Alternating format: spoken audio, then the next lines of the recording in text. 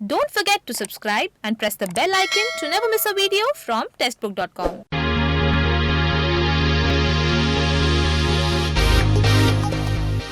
Good afternoon, sir, and good afternoon to all my future officers. So, my name is Akshat Jain, and recently I've been selected in SBI as a probationary officer.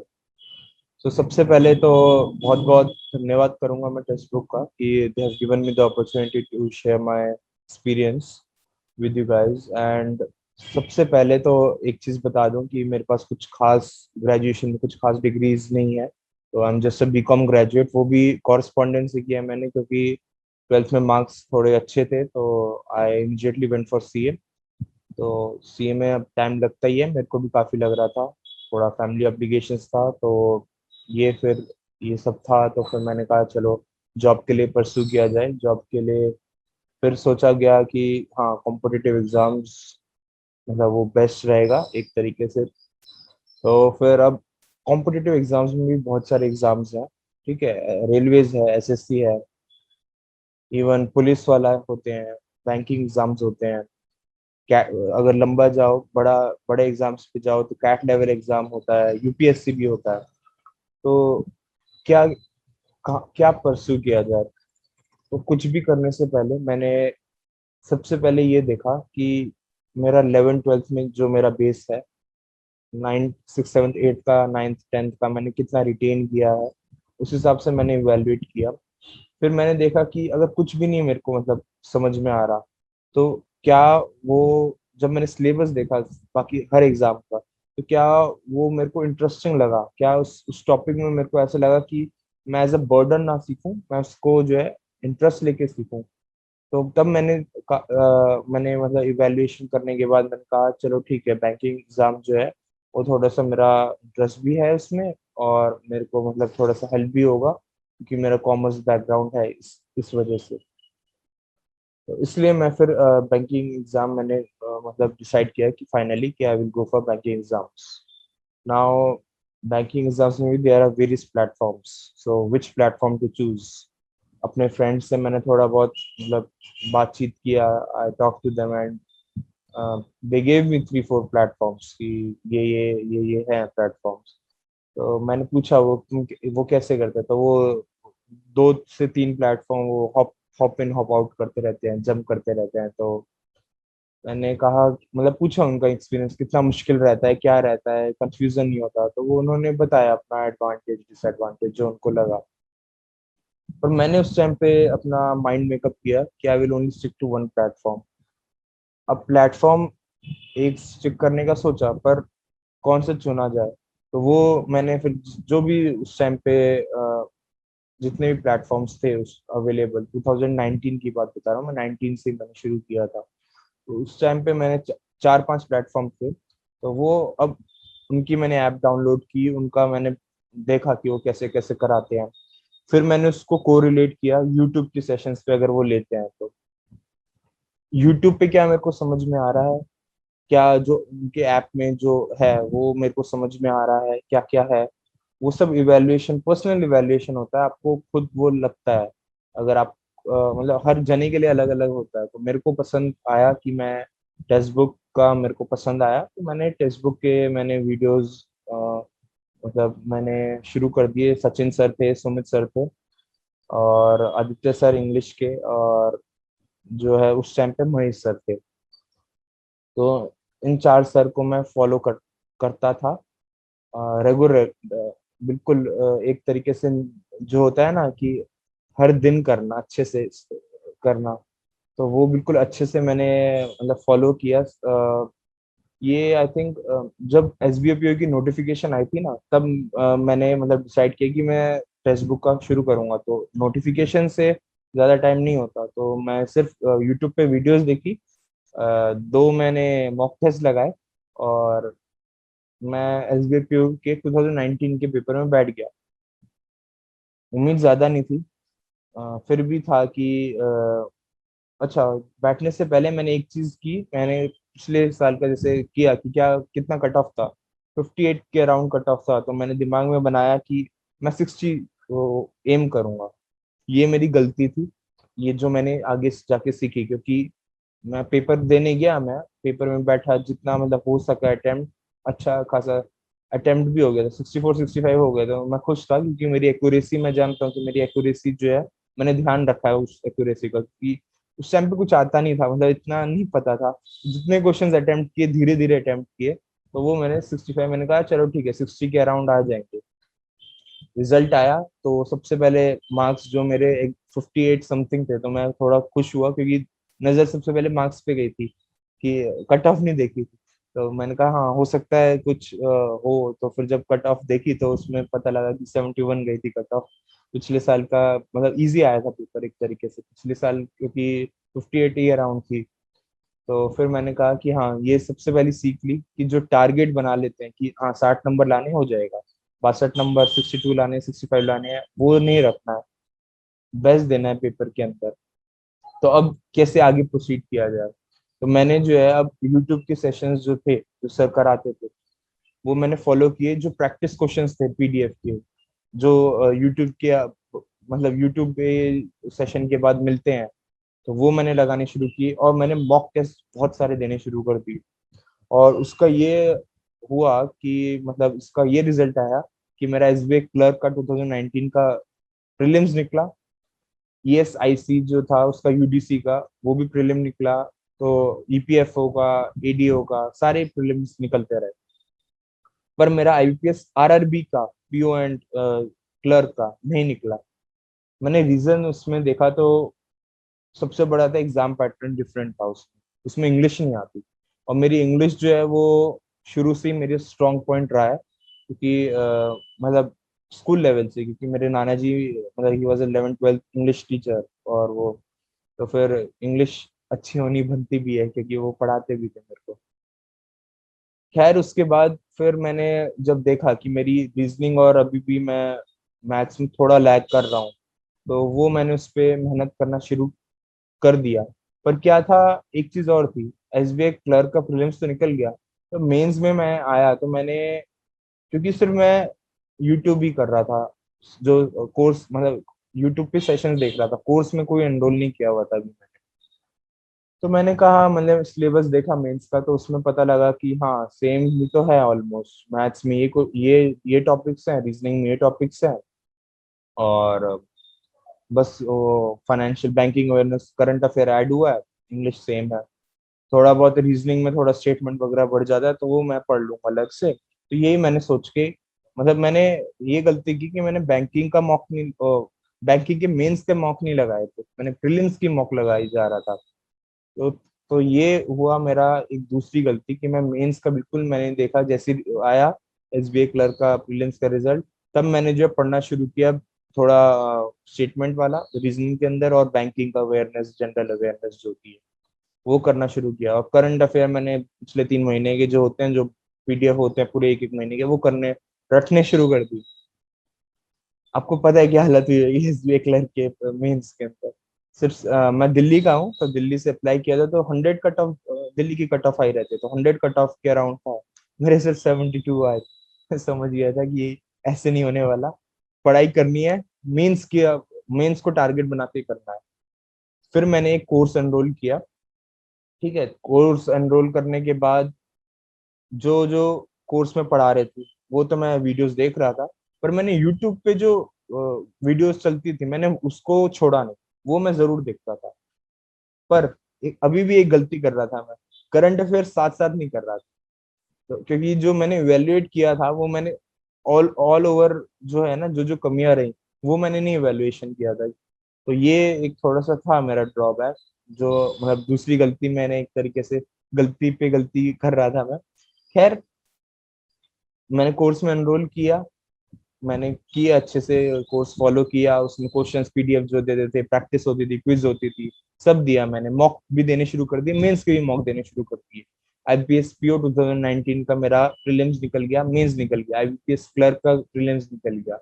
पर जब जनवरी 2020 में मेरा IPS clerk का mains आया, नहीं निकला, थोड़े marks से छूट गया मेरा। फिर आईपीएस पीओ का इंटरव्यू आ रहा था, तो 2 मॉक इंटरव्यू मैंने महेश सर के साथ दिए, और मैं चला गया इंटरव्यू में। इतना ज्यादा इंटरव्यू के टाइम इतना ज्यादा स्टिफ था मैं, और कॉन्फिडेंस की तो बिल्कुल, मेरा कॉन्फिडेंस वाज जीरो, पूरा बैंड बज गया था कॉन्फिडेंस का। क्वेश्चंस पूछ रहे थे वो, मैं जवाब जानता था, मैं दे भी रहा था, पर अटक अटक के जो है ना, वो पता लग जाता है कि ये गया बंदा, इसका नहीं होता वाला। जब बाहर निकला मैं, तो मेरा ये था कि पॉसिबल तो नहीं है कि इंटरव्यू की बदौलत निकल जाऊं। मेंस में नंबर अगर ज्यादा अच्छे आए होंगे तो हो सकता है कुछ। 15 मार्च के अराउंड रिजल्ट आया मेंस का। तो मेंस में आए मेरे 86, 7 अराउंड 70 कट ऑफ थी। तब मैंने जब मार्क्स देखे, तो मैंने ये नोटिस किया कि मेरे इंग्लिश में, रिटर्न वाला जो इंग्लिश का होता है, और जो 40 मार्क्स का इंग्लिश होता है मेंस, वो उसके अंदर ही 48, मेरे अराउंड मार्क्स 48 49 बन गए थे। तो मैं सिर्फ 37 में स्कोर कर रहा था, बाकी तीन में, मैथ्स में, रीजनिंग में, और जनरल अवेयर करंट अफेयर वाला पार्ट। करंट अफेयर में मेरे सिर्फ 10 या 11 मार्क्स थे। तब मैंने समझा कि हाँ, ये साथ साथ ही हो पाएगा, बिल्कुल एंड में रखने से मामला नहीं फिट होगा। तब मैंने कहा चलो ठीक है, फिर अब क्या किया जाए, अब यही किया जाए कि साथ साथ में ही करना शुरू करना पड़ेगा करंट अफेयर। तो अप्रैल, क्योंकि लॉकडाउन लग गया था कोविड के कारण, तो मैंने खुद कैलकुलेशन लगाई कि अप्रैल मई जून ये तो निकलेगा ही निकलेगा, जुलाई भी थोड़ा बहुत निकल जाएगा, तो जल्दी से जल्दी अगस्त से सितंबर में पेपर हो सकता है।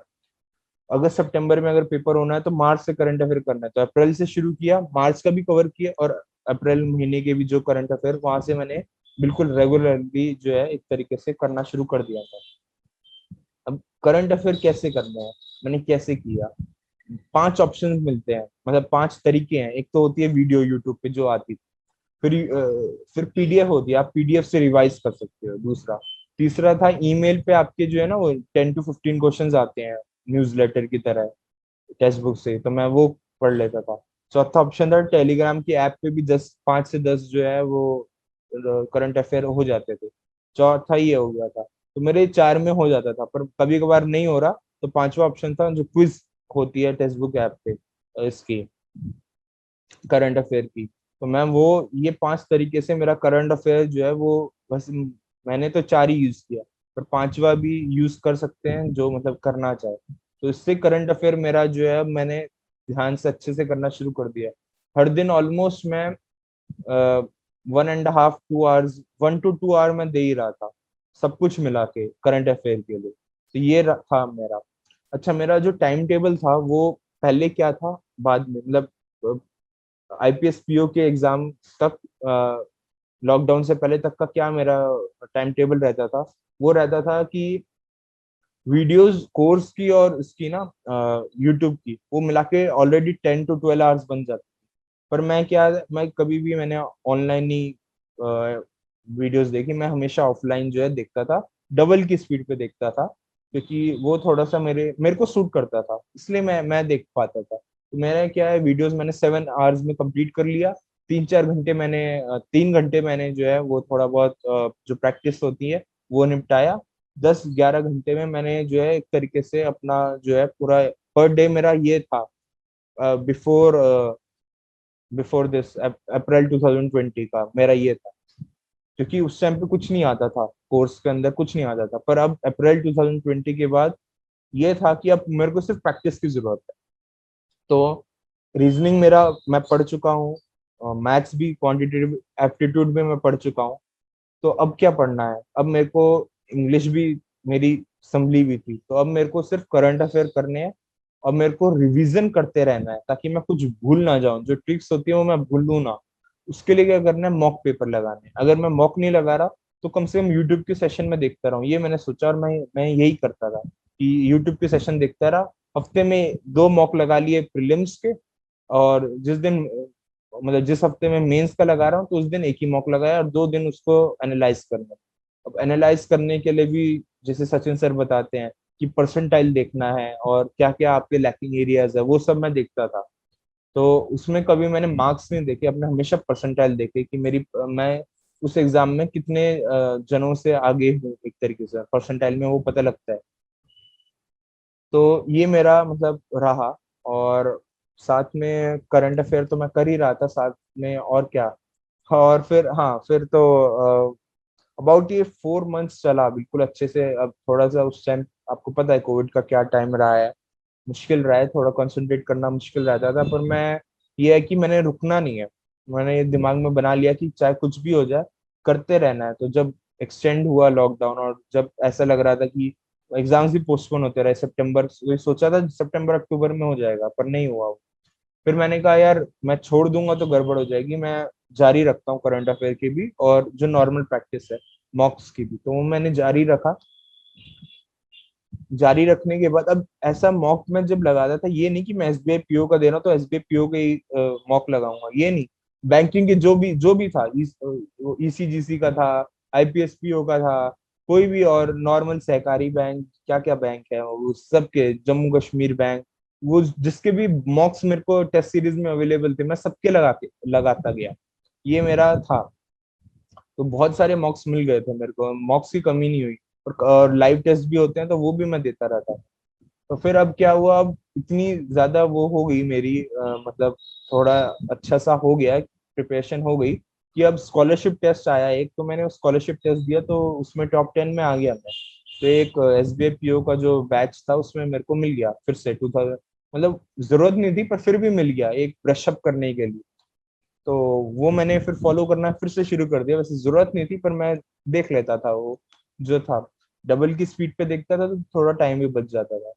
उसमें जो पढ़ाया गया, उसमें जो दिक्कत, जो प्रॉब्लम आई, जो अब ऑफलाइन में ना बहुत बहुत बार ये होता है कि डाउट्स रह जाते हैं। डाउट्स कैसे मैं पूछता था, डाउट्स मैं मोस्टली टेलीग्राम पे पूछ लिया, अपने फ्रेंड्स से पूछ लिया, नहीं तो मेल कर दिया टीचर्स को, नहीं तो वो डाउट क्लियरिंग का एक सेक्शन बना हुआ है टेक्स्ट बुक में, वहां पे डाल दिया। तो वहां से भी डाउट क्लियर हो जाते थे। बाकी अगर कुछ नहीं हो रहा तो एक बार सेशन फिर से देख लिया, तो उससे भी जो है वो हो जाता था। मेरा मतलब डाउट्स मेरे क्लियर हो रहे थे, मेरा ऐसा नहीं था कि डाउट रह रहे हैं किसी ना किसी तरीके से। अब सब कुछ करने के बाद जब एसबीआई क्लर्क का पहले आया 2020 का, एसबीआई पीयू का बाद में आया, प्रीलिम्स दिया निकल गया। फिर फिर एसबीआई क्लर्क का मेंस दिया, वो भी अच्छा गया मेरा, तो वो भी मेरा एक्सपेक्ट था कि मेरा निकल जाएगा वो। तो मतलब था एक भरोसा। फिर एसबीआई पीओ का प्रीलिम्स आया और मेंस, मतलब दोनों साथ साथ ही आए। वो दोनों देने के मतलब, वो मैं देने जा ही रहा था एक तरीके से, साथ में दिए। उससे पहले एसबीआई क्लर्क का मेरा रिजल्ट आ गया था और I cleared SBI junior associate का एग्जाम। एंड मेरे को दिल्ली में मेरे को मिल गया था SBI as a junior associate. वहां पे मैंने 2 महीने अभी काम किया ही था। तो मतलब जनवरी से मेरा पोस्टिंग हुई थी। तो साथ साथ थोड़ा अब जॉब के साथ साथ थोड़ा सा मैनेज करने में दिक्कत हुआ, पर ज्यादा मतलब ज्यादा ऐसा नहीं हुआ कि बहुत ज्यादा दिन निकालने पड़े, थोड़े दिन निकले मेरे। जो प्रिपरेशन में जो टाइम क्लैश हो रहा था वो ज्यादा नहीं हुआ मेरे को दिक्कत। तो ये मेरे को मतलब एक तरीके से ब्लेसिंग इन डिसगाइज रहा कि थोड़ा टाइम मिल जाता था मेरे को पढ़ने का। उसके बाद मेंस निकलने के बाद अब इंटरव्यू का, अब जो मैंने पिछली बार गलती की थी इंटरव्यू की, वो मैंने सोचा कि अब मैं दोहराऊंगा नहीं। एक क्लीशे है कि मिरर के सामने जो है खड़े होकर मतलब you speak to yourself. मेरे को अजीब लगता था, मैंने कभी किया नहीं था, तो मैंने कहा चल ठीक है, सब बोलते हैं तो कुछ ना कुछ होगा, let's try it. 2 bar try किया, घर पे कोई नहीं था, खुद अपने आप से ही ट्राई किया।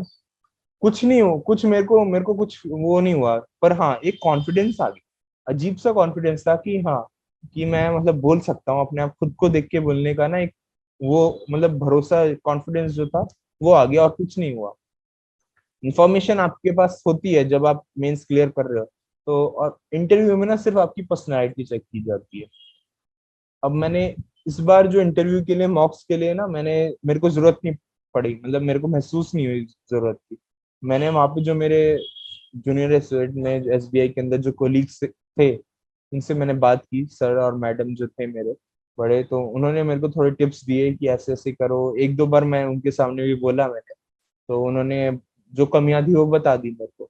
मैंने उन पे वर्क किया और फिर जब मैं आया इंटरव्यू देने, तो मैं रिलैक्स था। और ये रिलैक्स नहीं था, इसलिए नहीं था कि मेरे को जॉब लग गई है, ये नहीं था मेरे को।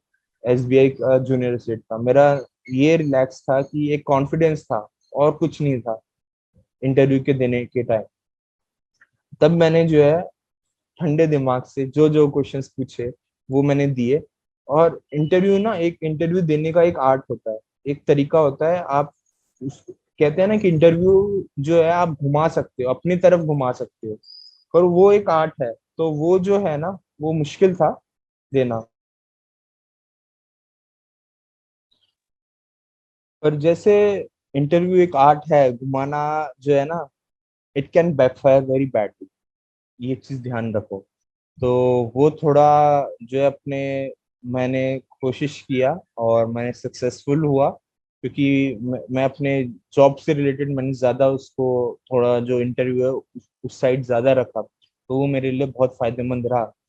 पर ये था कि वहाँ पे जो क्वेश्चंस पूछ रहे थे, वो जो वो कुछ कुछ ना करंट अफेयर्स के भी उन्होंने क्वेश्चंस पूछने चाहे, और वो मेरे को मतलब मैं रिटेन कर पाया, क्योंकि एक तो मैं, जो मैंने बताया जो मैं करता था वो तो ठीक है, साथ में पुष्पक सर जो पढ़ाते हैं करंट अफेयर, वो बहुत हेल्प करता है। मतलब वो उससे जो है ना, एक विजुअलाइजेशन जो सर कराते हैं, मैप्स का हो गया, तो वो बिल्कुल ऑफिसर स्टाइल जो होता है ना, वो बिल्कुल अच्छे से कराते हैं।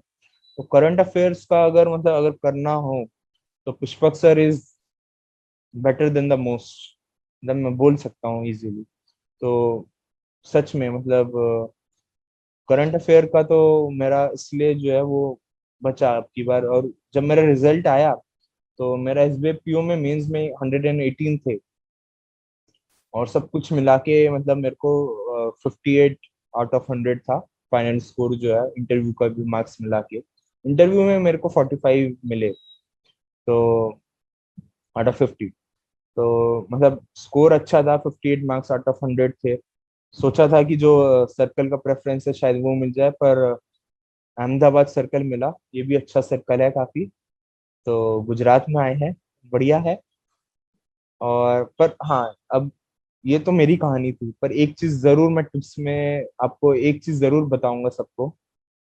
अगर आप बैंकिंग सेक्टर में आ रहे हो, तो मतलब ओपन रहो, मतलब बिल्कुल ओपन रहना चाहिए बाहर जाने के लिए, स्टेट डिफरेंट होने के लिए। क्योंकि क्या है ना, इट इज वेरी डिफिकल्ट कि आपको एक ही स्टेट जो आपका होम स्टेट है वो मिल जाए इजीली। थोड़ा मुश्किल है, मिलने को मिल भी सकता है, इफ यू मतलब आपकी किस्मत अगर अच्छी है तो। क्योंकि क्या है कि अब की बार तो मेरिट बेस्ड नहीं, थोड़ा रैंडम बेस्ड था वो सबको, जो भी था वो बेसिस वो मिल गया सबको एसबीआई के अंदर। तो साथ में मेरा, अच्छा हाँ, आईबीपीएस पीओ का भी मेंस हुआ, मतलब सब कुछ क्लियर हुआ, पर मैं खैर एसबीआई पीओ में ज्वाइन कर लिया है। तो अब तो आईपीएस पीओ के मतलब जो भी बैंक अलॉट हुआ मैंने देखा भी नहीं। आई थिंक कुछ था, कैनरा बैंक था या यूको बैंक था, वो इन दोनों में से एक बैंक मिला मेरे को। खैर, मैं जो बोल रहा था कि आप जो भी बैंकिंग सेक्टर में आना चाह रहे हो, तो ओपन रहो कि बाहर जाने को मिलेगा ही मिलेगा, स्पेशली आप अगर ऑफिसर कैडर में आ रहे हो। तो एक चीज और, कि अगर आपको इंटरेस्ट है ना यार, प्लीज तभी आना, नहीं तो मत आना। क्योंकि क्या है ना, अगर जॉब समझ के आओगे ना, तो मुश्किल होगा काम, मतलब काम करना भी।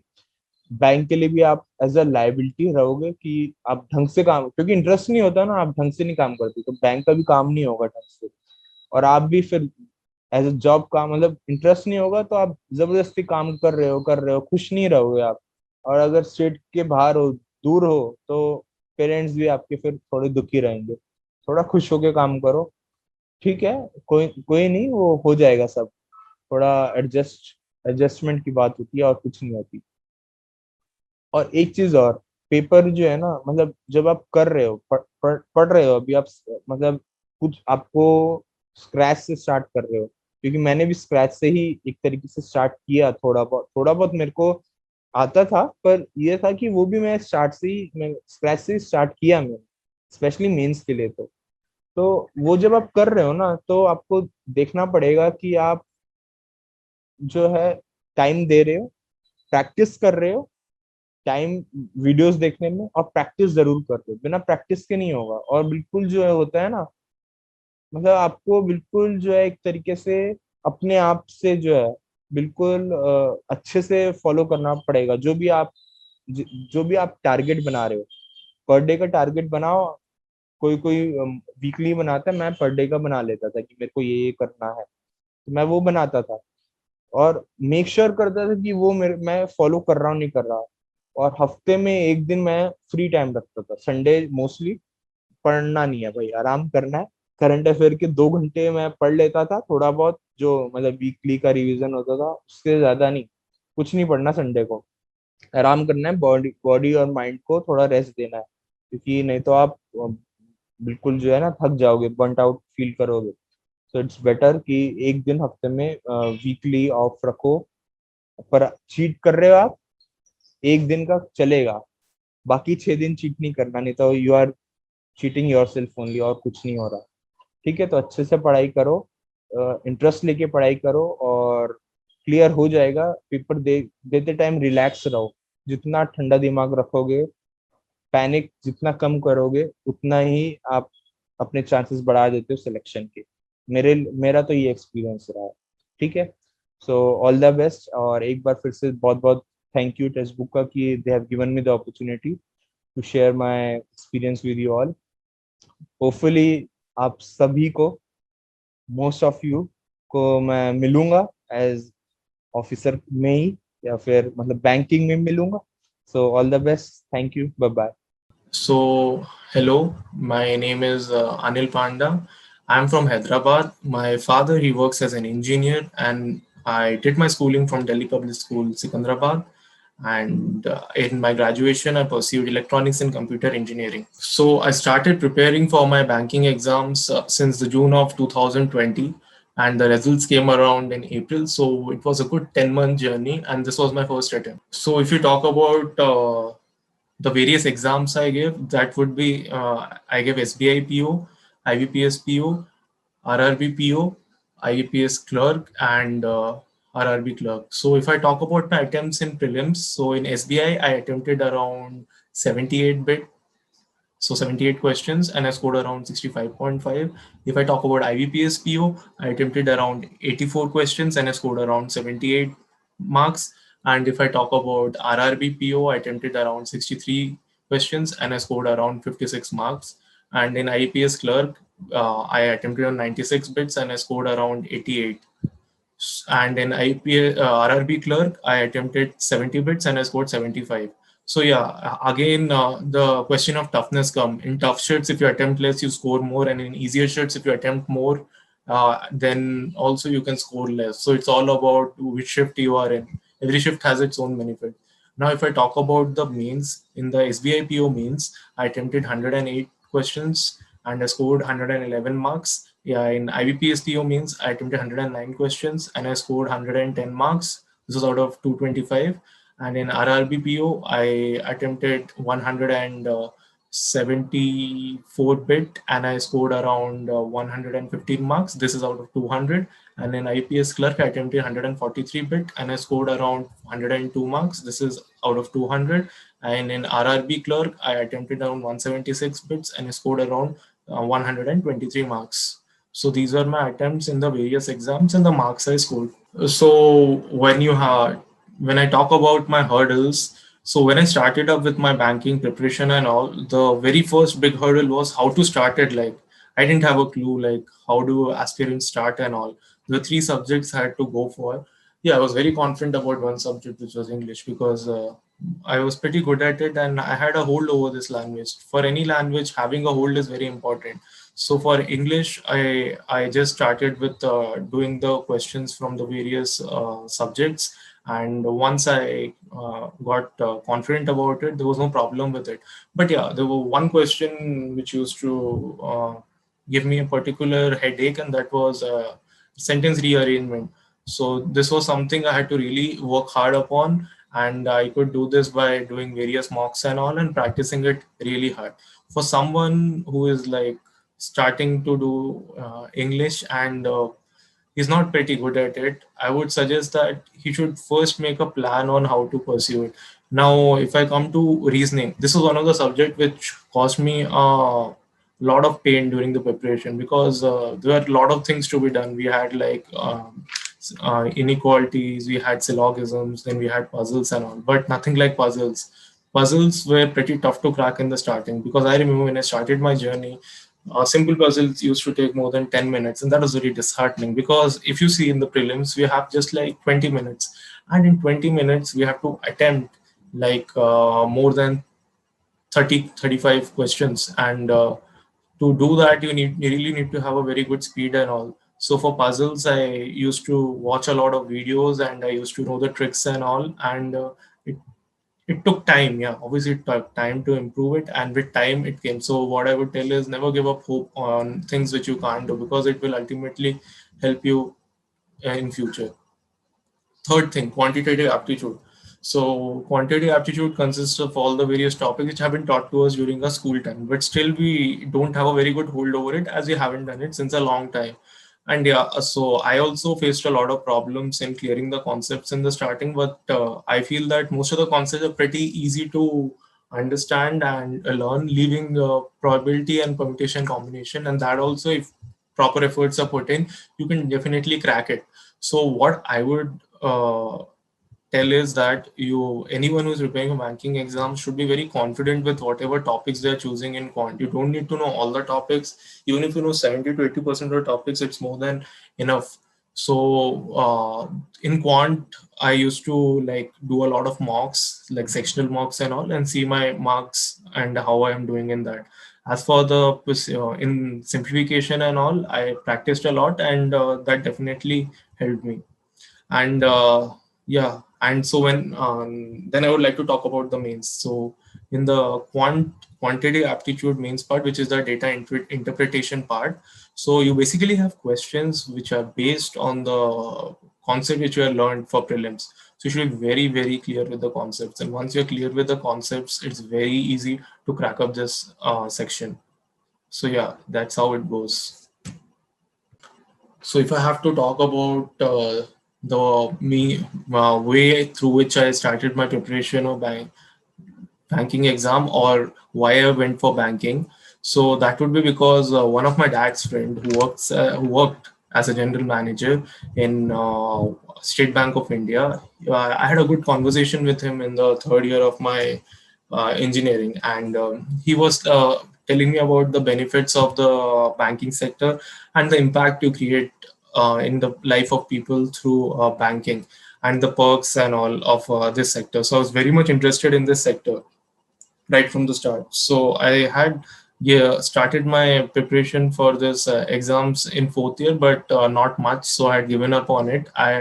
And in the fourth year, I got placed in Infosys. So I wanted to explore the corporate sector. So I took up my job in Infosys, and I thought that I will prepare for banking exams alongside it. But I was not able to do so, because when you work in a company, you have to give a certain amount of your time every day to that organization, and when you do that, you get very less time for yourself, and so that's why I had to like leave Infosys and again start my preparation wholeheartedly. So yeah, so Textbook was a great platform through which I could improve my knowledge and my skills. So for quant, it was very useful to me, because the classes provided by the teachers helped me in clearing all my doubts and all. At the same time, I could ask my doubts and get it clarified. It also helped me for reasoning, because I could solve a lot of puzzles through Textbook, and it gave me a lot of confidence. And the mocks provided by Textbook are really, really good. They are all like the exam level questions, so solving the mocks also helped me a lot.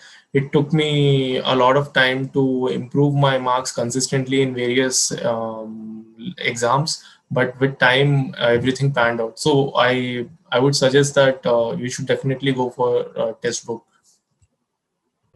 So one of the toughest things for any beginner in banking exams is how to plan your day. Well, I won't tell that everyone should follow the same timetable, because everyone has different needs and different ways of doing things. So the first problem I faced was how much time to give to each of the sections in a particular day. Like if you see in a banking exams, you have English, we have reasoning, we have QA, and then for the mains we have this thing called general aptitude, and then you have to even prepare for the descriptive section, which is again important. So what I used to do was, if I used to be very particular with my timings. Like if I'm starting a day with something, I need to finish it up no matter what. So in the morning, I used to get up around some 8 o'clock, and by 9 o'clock, I used to get freshened up and all. And from 9 to 10, I used to uh, do 4 to 5 puzzles in reasoning, and then take a 15 minutes break. From 10:15 to 11:15, I used to do one concept of quant, or around 10 to 15 problems of quant. And then from 11:45 to 2 o'clock, I used to do general awareness through the FOS Cloud PDF. So basically, I am not someone who can remember a lot of stuff. So I used to do the questionnaire PDF from the FOS Cloud, and I used to revise it a lot of times. Like, you won't believe me, I have revised each of the questionnaire PDF more than 10 to 15 times. Yeah, but these times, like the exams happened, they were asking from in depth. Like, you need to know everything about everything in depth. So the thing was, yeah, maybe I should have like focused more on the like what study PDFs rather than the question PDFs. But I know that my strength is like spending more time on questionnaire PDF, because that helped me in memorizing things much better. So yeah, then from 2:30 to 5, I used to take a break, and from 5 to 6, I used to give a mock, and then do analysis of the mock up to 7 o'clock. And then from 7:15 to 8:15, I used to do a like read some editorial of English or do some questions in English. And then from 8:30, I used to again come back to reasoning and do 4 to 5 puzzles again. And that used to finish up by 9:30. And yeah, that's how I used to like schedule my day. And some days I used to give mains mock. So when I used to give mains mock, I have to like keep 5 to 6 hours for it. So that day I used to just give a mains mock and revise my general aptitude. So basically, you should have a dynamic schedule, is what I tell. Instead of having a single schedule, I feel everyone should have a dynamic schedule which should change according to the need. So once I got good in the reasoning puzzles and all, I started giving only 1 hour to them every day. Once I started getting better in quantitative aptitude, I, instead of doing the problems, I used to started doing the DIs and all. And once I started getting good over English, I just didn't do any of the things which I was doing separately for English, but rather learn only through the mocks. So I feel the mock exams are the most important thing in any banking aspirant's journey. So my biggest suggestion to any banking aspirant would be to stay confident no matter what. And when you see a notification, just don't see the vacancies and all.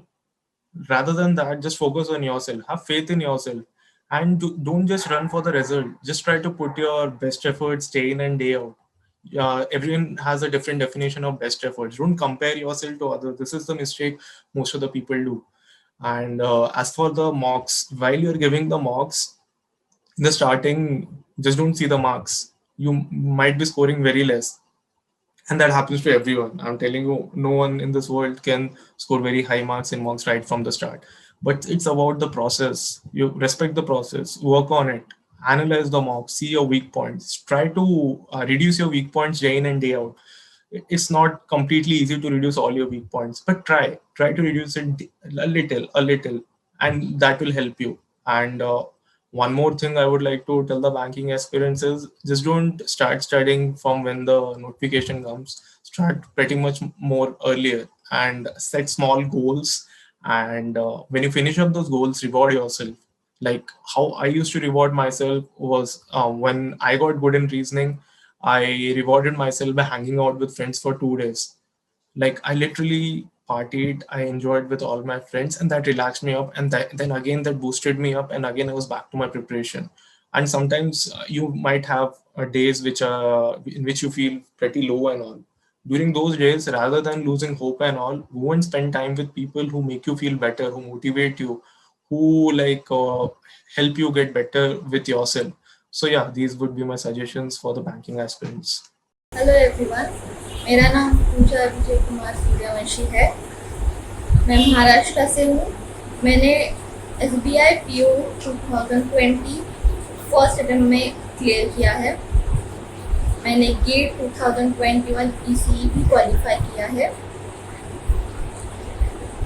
जब result आया था 16-17 मार्च को, मैं ऐसे randomly मतलब रात को check कर रही थी रिजल्ट आया या नहीं, और सडनली मुझे यहाँ पे मैसेज आ गया कि रिजल्ट इज आउट। सब सो रहे थे घर पे और मैं बहुत एक्साइटेड थी।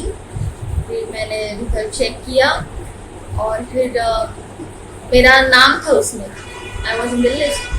तो मैं मेरे मॉम डैड के पास भागते हुए गई, उनको उठाया और बोला कि मेरी जॉब लग गई और मेरा SBI में सिलेक्शन हो गया। तो घर पे सब बहुत खुश थे। हम रात भर सोए ही नहीं।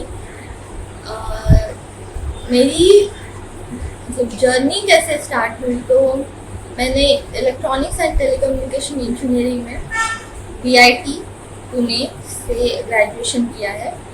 फिर मेरे डैड ने मुझे बोला कि banking is also good career option और तुम इसे ट्राई दे सकते हो। फिर मेरा जो फर्स्ट एग्ज़ाम था वो था RBI ग्रेड B, जो मैंने 0 प्रिपरेशन के साथ दिया था। सो मेरा रीजनिंग में सेक्शनल कट ऑफ नहीं क्लियर हो पाया था, बट उस एक फेलियर से मैंने बहुत कुछ सीखा। कि फर्स्ट थिंग कि उस टाइम पे मेरा लेवल ऑफ प्रिपरेशन क्या था, मैं किस स्टेज पे थी। फिर एग्जाम पैटर्न कैसे होता है, सब्जेक्ट्स कैसे आते हैं, time management, accuracy, how to attempt the paper, ये भी बहुत इम्पोर्टेंट पार्ट होता है किसी भी एग्ज़ाम को क्लियर करने का। तो मैंने उस फेलियर से सीखा, अपने खुद को इम्प्रूव किया। फिर मैंने SBI जूनियर एसोसिएट दिया, मेरा उसमें प्रीलिम्स क्लियर हो गया।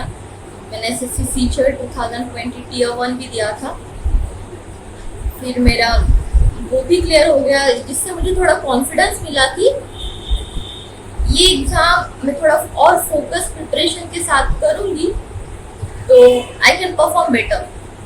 तो मेरा फोकस स्टडी मैंने मार्च 2020 में स्टार्ट किया। इनिशियली उस टाइम पे SBI PO का कुछ नोटिफिकेशन कुछ नहीं था, सो CGL का Tier 2 ही मैं प्रिपेयर कर रही थी और मैंने बाकी भी IBPS से एग्ज़ाम्स दिए थे। तो एग्ज़ाम में मैंने फर्स्ट थिंग जो की, मैंने सब एग्ज़ाम्स जो थे उनका सिलेबस देखा और उनका सिलेबस में बहुत सिमिलैरिटीज़ है, टॉपिक्स सब्जेक्ट बहुत कुछ सिमिलर है, और सिर्फ डिफरेंस जो आता है वो है लेवल ऑफ क्वेश्चंस में और पेपर पैटर्न में। तो फिर मैंने वो स्टडी किया और जो मैं अपने प्रिपरेशन में, अपनी पूरी जर्नी में अपनी कुछ पिलर्स मानती हूँ जिसने मुझे एग्ज़ाम्स क्लियर करने में हेल्प की, नॉट ओनली दिस बट बाकी की भी। तो first thing is understand the exam, बहुत ज़्यादा इम्पोर्टेंट पार्ट है। आपको ये समझना है कि पेपर पैटर्न क्या है, किस टाइप के क्वेश्चंस आते हैं, किस टाइप के क्वेश्चंस आ चुके हैं और आपको अपना लेवल कहाँ तक प्रिपेयर करना है, वो फर्स्ट पार्ट है। दूसरा पार्ट है कंसेप्ट क्लैरिटी, जो बहुत ज़्यादा इम्पोर्टेंट है बैंकिंग में, या फिर मैंने अभी जो CGL भी बोला, उन सब में सब्जेक्ट्स आर सिमिलर, वही सब्जेक्ट्स है, मैथ्स है, इंग्लिश है, रीजनिंग है, GK है। कुछ एग्जाम्स में डिस्क्रिप्टिव पेपर भी होता है, किसी में इंटरव्यू भी होता है, but more over less similar syllabus है। तो मैथ्स का जो बेसिक पार्ट है, फॉर्मूलाज होंगे या फिर प्रॉपर्टीज होंगी या फिर और कुछ थ्योरी पार्ट होगा, वो कभी चेंज नहीं होगा। तो आपको समझना है कि how does it work. English में जो ग्रामर रूल्स है वो कभी चेंज नहीं होंगे, तो आपको वो समझना है। रीजनिंग में भी जो बेसिक क्वेश्चंस आते हैं, जो टॉपिक्स होते हैं, जो बेसिक पार्ट है वो सेम ही होता है। GK इज वन थिंग जो अपडेट होते रहता है, आपको उसे पढ़ना पड़ता है। तो मोर और लेस ये चीज़ें हैं। तो मैंने स्टार्टिंग में जो प्रिपरेशन स्टार्ट की तो जब मैं दे रही थी सीजीएल टियर 2, उसमें मैथ्स का लेवल बहुत अच्छा होता है, तो मैंने वहाँ से अपना बेसिक कॉन्सेप्ट क्लैरिटी का उस पर काम करना स्टार्ट किया था।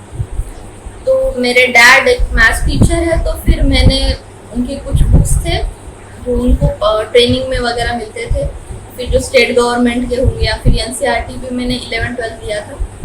मैंने इसमें से कुछ सॉल्व नहीं किया, मैंने सिर्फ इसमें जो सिलेबस के अकॉर्डिंग जो सिमिलर पार्ट है, जो टॉपिक सिलेबस में, सपोज आपको रेशो प्रोपोर्शन ऑलमोस्ट हर एग्जाम में होता है, ट्रिग्नोमेट्री मोस्ट ऑफ एग्जाम में होता है, फिर मेंसुरेशन होगा, ट्रायंगल, सर्कल, ऐसे और भी कुछ टॉपिक्स।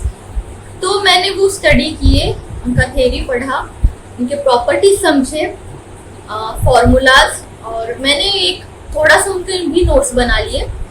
फिर बाद में मार्च के बाद टेक्स्ट बुक ने कुछ फ्री कोर्सेज लॉन्च किए थे उनके, तो मैंने उसका टेक्स्ट बुक टेस्ट सीरीज का कुछ सब्सक्रिप्शन ले ही लिया था। मैंने वो कोर्सेज भी थोड़े रेफर किए, उसमें से भी जो मुझे इम्पोर्टेंट लगा मैंने उसके भी नोट्स बना लिए, और इस तरह से मैंने मेरी स्टडी स्टार्ट की।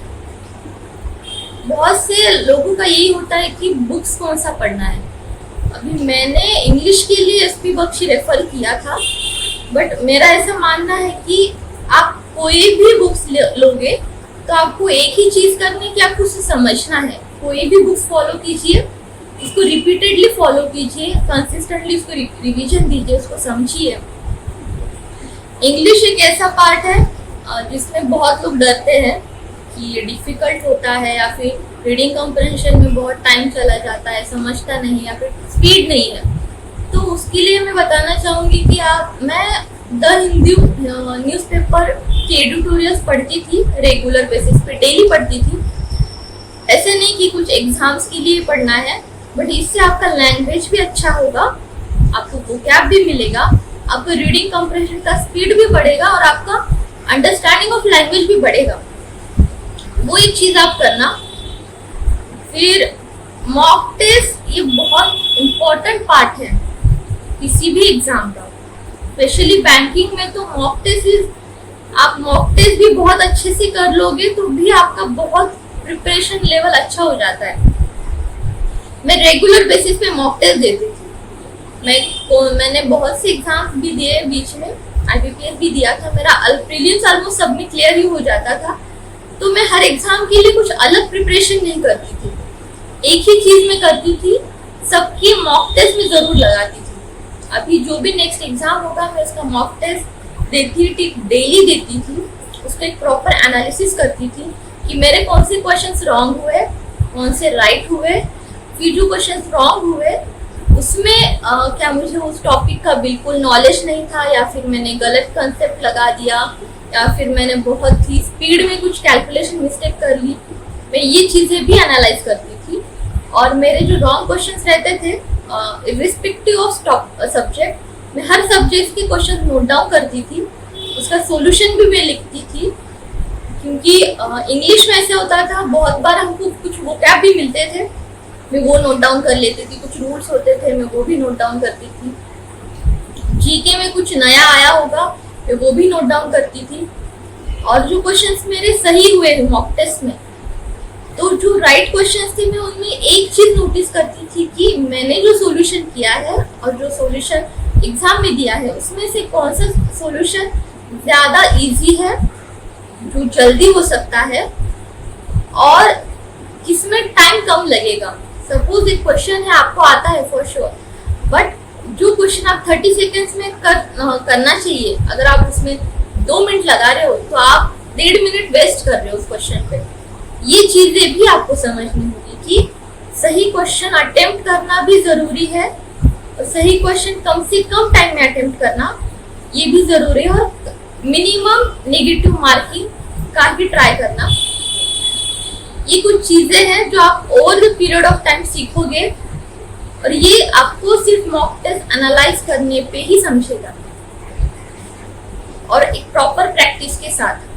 तो मेरा जो शेड्यूल रहता था स्टडी में, मैं डेली अराउंड 8 to 10 आवर्स देती थी, क्योंकि मैं एग्जाम का लेवल थोड़ा सीजीएल का भी था उस टाइम पे, तो मैं अपना वीकली और एक डेली शेड्यूल बनाती थी कि these are the topics I will go through this.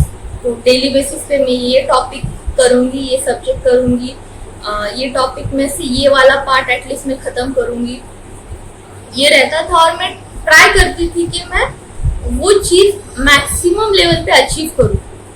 ऐसे नहीं होगा कि आप जितना शेड्यूल बनाते हो वैसे एग्जैक्टली फॉलो होगा ही, वैसे कभी होता नहीं है। पर आपको एक ही चीज़ ट्राई करनी है कि आपको मैक्सिमम आपका इनपुट देना है, कोशिश करनी है आपको। स्टडी में आप अचानक से बैठोगे पढ़ाई के लिए कि आज मुझे इतना टाइम पढ़ना है, और अचानक से नहीं होती है चीज़ें। आपको एक ही चीज़ करनी है, आपको डेली खुद को इम्प्रूव करना है। आज मैंने सपोज 1 ही घंटा में पढ़ पाई, तो you make sure that on the next day you will study more than 1 hour. It may be for 5 minutes, for 10 minutes, for half an hour. It depends on you, but you have to improve yourself on daily basis. और एक बात मैं बताना चाहूँगी कि journey में कुछ hurdles भी थे। कभी कभी बहुत लो फील होता था कि कुछ एग्जाम इनकेस आपके नहीं निकलते थे बहुत कम मार्जिन से भी। तो एस्पिरेंट्स को मैं बताना चाहूँगी कि आपको अपनी गलतियों से सीखना है। कोई एग्जाम क्लियर नहीं हुआ तो उससे डिमोटिवेट होके पढ़ाई छोड़ के ऐसा मत करना, क्योंकि मेरा एसबीआई जूनियर एसोसिएट का मेंस क्लियर नहीं हुआ था, तो मुझे बहुत बुरा लगा था क्योंकि मैं एक्सपेक्ट कर रही थी वो होगा ही। लेकिन तब मैंने ये एनालाइज किया कि वहाँ पे गलती क्या हुई, कौन से पार्ट में मेरी प्रिपरेशन कम रह गई, या फिर मैंने क्या ऐसा किया जो मुझे करना चाहिए था जो नहीं किया मैंने। तो वो चीज़ें मैंने ध्यान में रखी, पेपर का ट्रेंड भी एनालाइज किया मैंने, और उस हिसाब से मैंने प्रिपरेशन की और कंटिन्यू रखी। फिर एसबीआई पीओ का नोटिफिकेशन आया, मैंने वो लाइक कि मुझे ये क्लियर करना है। तो मैं एसबीआई पीओ के मैंने सब लोग ऐसे सब बोलते हैं कि मेंस इंटीग्रेटेड प्रिपरेशन करना चाहिए, मैंने तो ऐसा नहीं किया। मैं एग्जाम के हर स्टेज पे फोकस करती थी। प्रीलिम्स है तो मैं सिर्फ प्रीलिम्स पे ही फोकस करती थी कि मुझे प्रीलिम्स निकालना है बस, और कुछ नहीं सोचती थी मैं। तो फिर प्रीलिम्स के मॉक टेस्ट देना, उसका रिवीजन इस तरह से करना, फिर उसके रिलेटेड जो कुछ भी चीज़ें मटेरियल होगा उसको रिवाइज करना।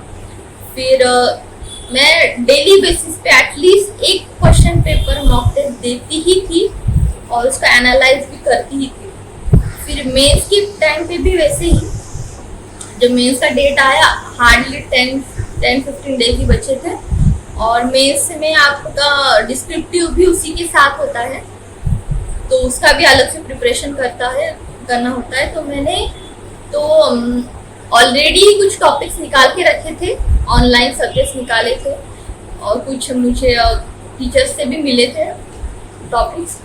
तो मैंने हर टॉपिक के नोट्स बनाए, इसके रिलेटेड जितना कंटेंट मुझे मिल सकता है मैंने वो जमा किया।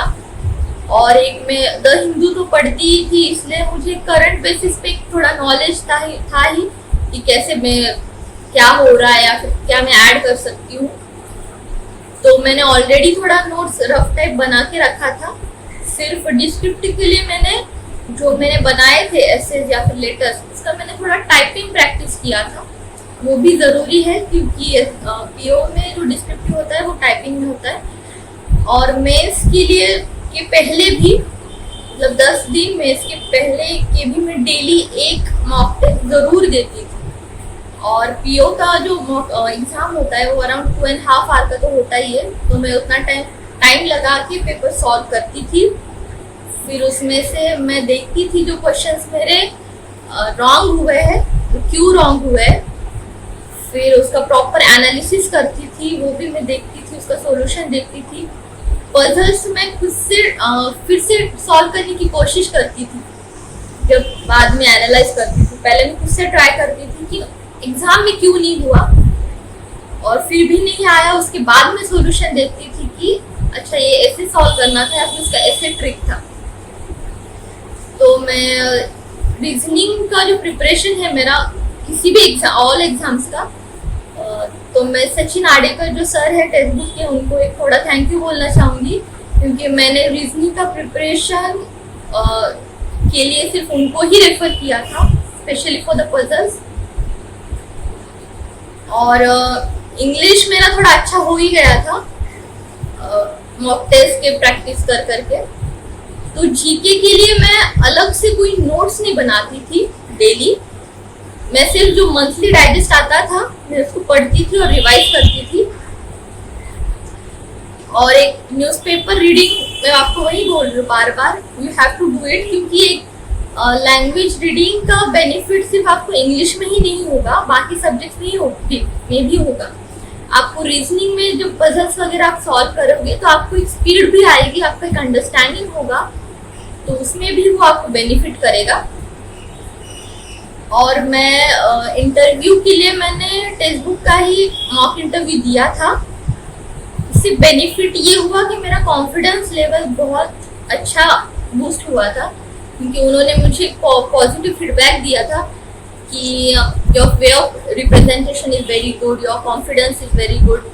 और उन्होंने कुछ चीज़ें भी मुझे बताई कि मुझे इस पे काम थोड़ा करना चाहिए। मैंने वो इनपुट्स भी लिए और उस अकॉर्डिंग फिर मैंने प्रिपरेशन किया। मैंने हर एग्ज़ाम के हर स्टेज को उतना ही इम्पोर्टेंस दिया। प्रीलिम्स है तो मैंने सिर्फ प्रीलिम्स पे फोकस किया, मेंस है तो सिर्फ मेंस पे फोकस किया, डिस्क्रिप्टिव है तो सिर्फ डिस्क्रिप्टिव पे ही फोकस किया, इंटरव्यू है तो फिर मैंने इंटरव्यू पे ही फोकस किया। यानी कोई भी चीज़ लीनियंट नहीं दी और उसका बहुत ज़्यादा प्रेशर भी नहीं लिया। मेरी जो पूरी जर्नी है उसमें मेरे पेरेंट्स, मेरे मम्मी पापा और मेरा भाई का बहुत बड़ा रोल है, क्योंकि वो मुझे हर टाइम पुश करते थे कि तुम हमेशा ही स्टडीज़ में अच्छी रही हो तो तुम इसमें भी अच्छा करोगे और इसका प्रेशर नहीं लेना है तुम्हें। तो एक ही बात तुम्हें याद रखनी है कि एग्ज़ाम टफ है, एग्ज़ाम सभी के लिए टफ है। इसका प्रेशर ये नहीं लेना है कि 25-30 लाख बच्चे बैठते हैं और सिर्फ 2000 सीट्स अवेलेबल है। तुमको एक ही चीज़ है जो तुम्हारे हाथ में है, वो है खुद का प्रिपरेशन और स्टडी। तुमको एक ही बात याद रखनी है कि मुझे मेरा 100% देना है, खुद को इम्प्रूव करना है, कंसिस्टेंटली इम्प्रूव करना है। वही एक ही चीज़ है जो तुम्हारे हाथ में नहीं है। तुम्हारे हाथ में ना ही रिजल्ट है, ना ही पेपर पैटर्न है, क्वेश्चंस कैसे आएंगे, कुछ नहीं है। तो जो चीज़ तुम कर सकते हो उसी पे फोकस करना, ज़्यादा प्रेशर मत लेना। मैं सभी एस्पिरेंट्स को ये बताना चाहूँगी कि एग्ज़ाम, जब आप कोई भी एग्ज़ाम फेल होते हो तो उससे डिमोटिवेट भी आपको नहीं होना है, उससे सीखिएगा। और किसी भी एग्ज़ाम को ओवर प्रेशर भी मत लीजिएगा, क्योंकि प्रेशर लेने से चीज़ें अच्छी नहीं होती है। एक थोड़ा स्लाइड प्रेशर ठीक है कि पढ़ाई करना है, बट कैसे करना है, क्या करना है, एकदम ये भी परेशान भी नहीं होना है। आपको स्ट्रेस नहीं लेना है कि एग्ज़ाम कैसे होगा, अगर मेरा नहीं निकला तो। रिजल्ट के बारे में नहीं सोचना है आपको। फर्स्ट एंड लास्ट थिंग, एक ही चीज़ आपको देखनी है, my preparation, my studies, my consistency, my hard work, how I am going to improve on my side, what can I do? That is the only thing you should care for. तो यही मेरा journey था और thank you for watching this and thank you text book. Text book मेरी journey में बहुत बड़ा role play किया है। मैंने जितने एग्ज़ाम्स दिए हैं और क्लियर भी किए हैं, मैंने सोली टेक्स्ट बुक की टेस्ट सीरीज और बाकी गाइडेंस को फॉलो किया है। तो thank you. Hi everyone, this is Saravanan and I am from Tirupur, Tamil Nadu. I have cleared SBI PO and IBPS PO in the year 2020. So I'm going to give a brief details how I cleared the examinations and what are the struggles I have faced so far to clear the examination like that. I'm just going to give a brief details only. So I have finished my graduation in the year 2009. 12 years before I cleared my graduation, and from the very next year 2010 onwards itself I have started giving competitive exams like bank exams, SSC and state public service commission exams. All those things I have started giving from the year 2010 itself. but all those exams which I have written during the period from 2010 to 2014, I haven't prepared anything towards the exam. Even I haven't ever touched the book for that examinations. I was just blindly attempting the examinations without any proper preparation. But though I can able to clear IPBS clerical in the year 2011 and 2014. At that time, there was an interview for IBBS clerical also. Later only they have decided to go with only prelims and mains. But I couldn't able to clear the interview part in the year 2011 and in the year 2014 also. And also I have cleared clerical examination for Tamil Nadu Mercantile Bank, and in that examination also I couldn't able to clear the interview. So I dropped my idea of writing the competitive exams, and I continued my job in a private concern, which recently I have resigned from that concern, which I was working for the past 7 years. During those 7 years, I have no idea of writing any banking exam or any kind of competitive exams, because the salary was pretty much good, and the earnings are sufficient for my livelihood. So that's why I decided not to write any kind of banking, any kind of competitive examinations. So later this part, there was a drastic fall in the European countries.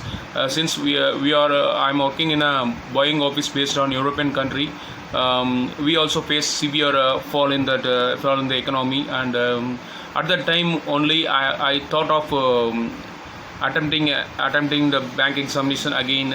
So I just went for a coaching center and learn some basics in that, because I have to brush up the old things. It's been 5-6 years gap between my previous attempt and then in the year 2018, I think so.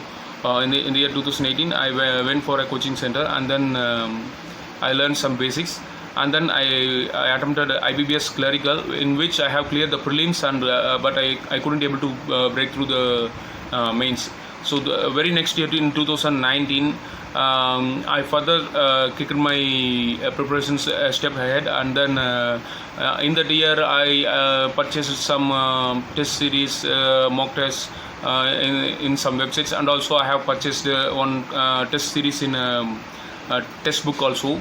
I think the price is $299, which is the cheapest at the market at the time. And I used to do some mock tests every weekend, because I was already going for the job. I couldn't be able to spend a lot of time for this preparation, so I do attempt mock tests only at the weekends. The test book series was very much helpful for me. The best part in that series is the aftermath analysis after exam. The post after finishing the examination, they'll be giving some analysis about the examination which we have finished. In that analysis, you can able to view the plus and minus of your examinations, and which part you are stronger, and which part you are weaker, and which part you have to improve. All those things you can able to view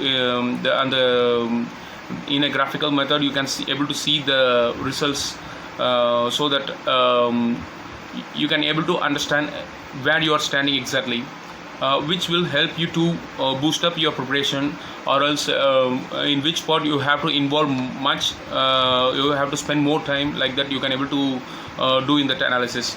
So those tests helped me to crack SBI clerical prelims, and then IBBS PO prelims and mains, and both I couldn't able to crack the final, because in SBI clerical I lost it in the mains, and then in IBBS PO I lost it in the interview.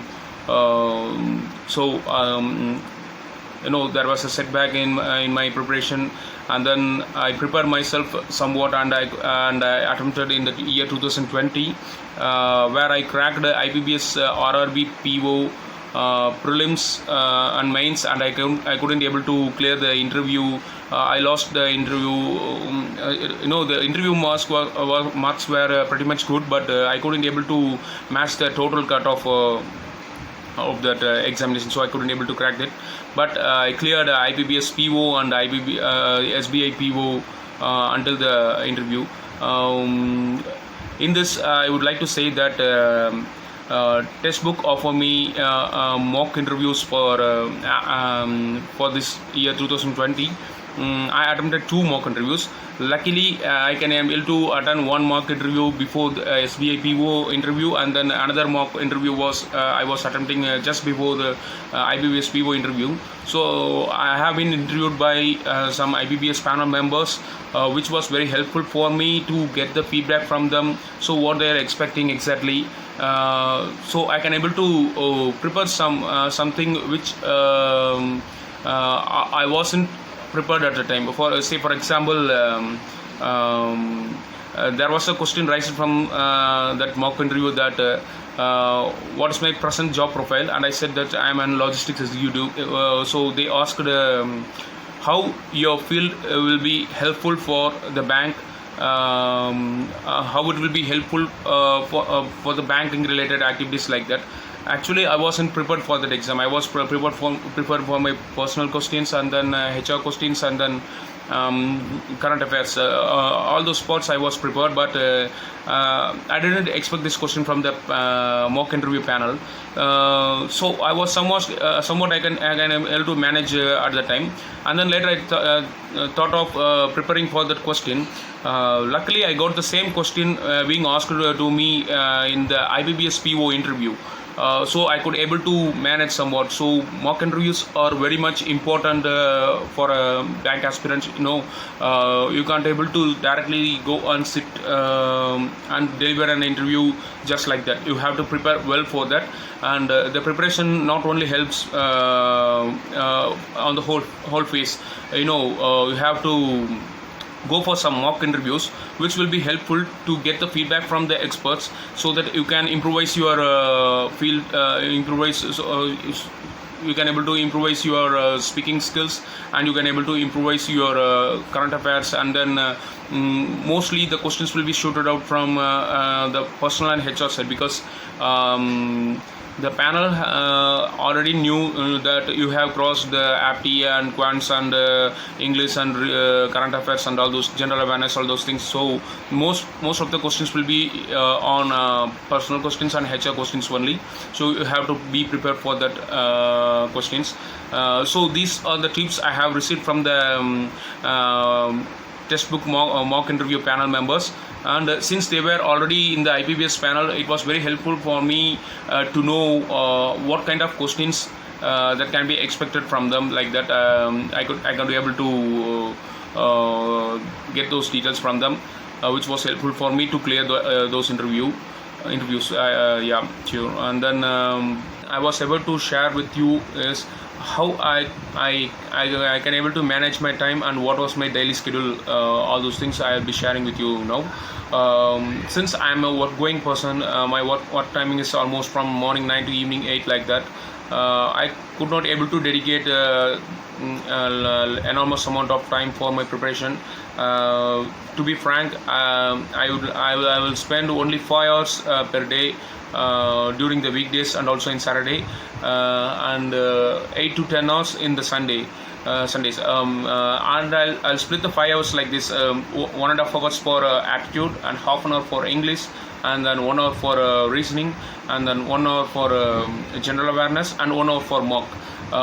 For both prelims and mains. For prelims, it's just 1 hour mock. For mains, sometimes it will go from 3 hours to 3.5 hours. At the time, I used to take a mains mock for continuously for 3 days, so that I can able to attempt almost 2 mains mock in the weekdays, and I will sit I was sitting for a complete mains mock test in the Sundays, because you have to be very much prepared for sitting for continuously 3 to 3.5 hours at the examination center.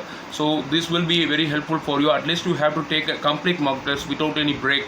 You have to take a complete mains mock test in the at least once in a week, which will be helpful for you at the examination center. And in the weekend, in Sunday, I used to do some descriptive test by myself. I'll be searching some topics, and I'll be drafting the script on myself, and I used to type it on my laptops, which will help us to increase the typing skills and all those things. So descriptive test and the mains mock test are very much important. Prelims is very much easy to clear for those aspirants who are preparing for almost 6 months to 1 year. So the main thing we have to focus on is the mains, and the descriptive test is very much important for the officer category, because a lot of the marks will be gained from the descriptive test only, which will be helpful to clear the cutoff, and then it will help to boost up your mark also. So please focus on descriptive test from the beginning itself, because many of the aspirants will be focusing the descriptive test only after clearing the mains, or else just 1 week before the examination, like that, which will not help you that much. And also you have to read the current affairs daily, and then you should revise it weekly. For example, if you want to prepare the current affairs from 1st of January to 30th of June, means for the past 6 months, means from the first day of January itself you have to sit and study for it. You have to study the daily current affairs, and then you have to revise it every week.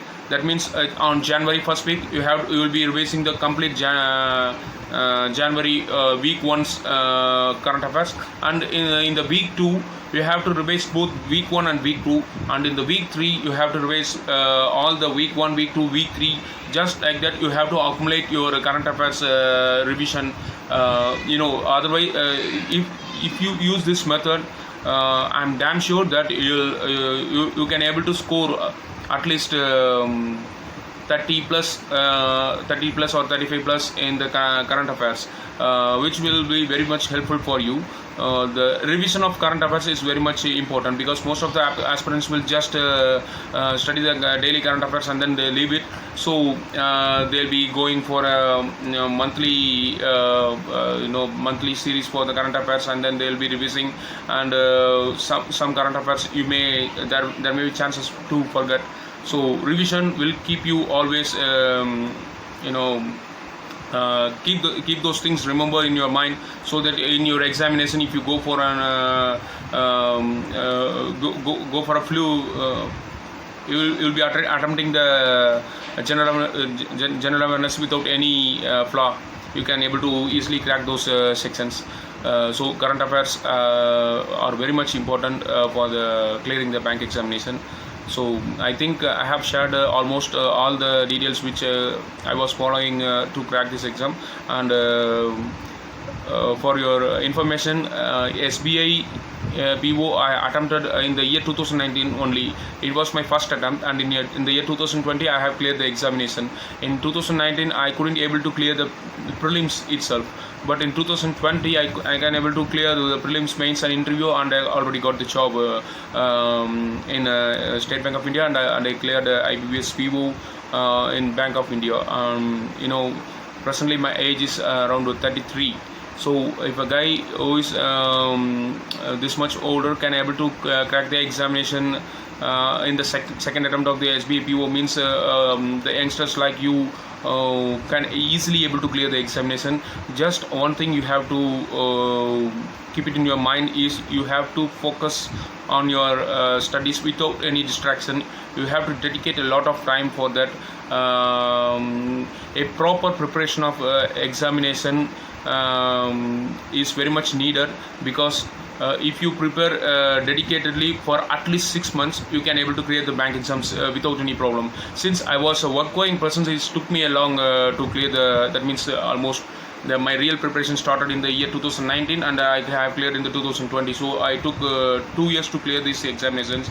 But if you are you are a person like you are preparing from your home, means you can able to crack the examination within 6 months, I think so. It's hardly enough to clear the examinations. So all the best for the future aspirants, and I hope everyone who is watching this video will be having their dream jobs in the year or in the forthcoming years. I wish all you success. Thank you. Bye.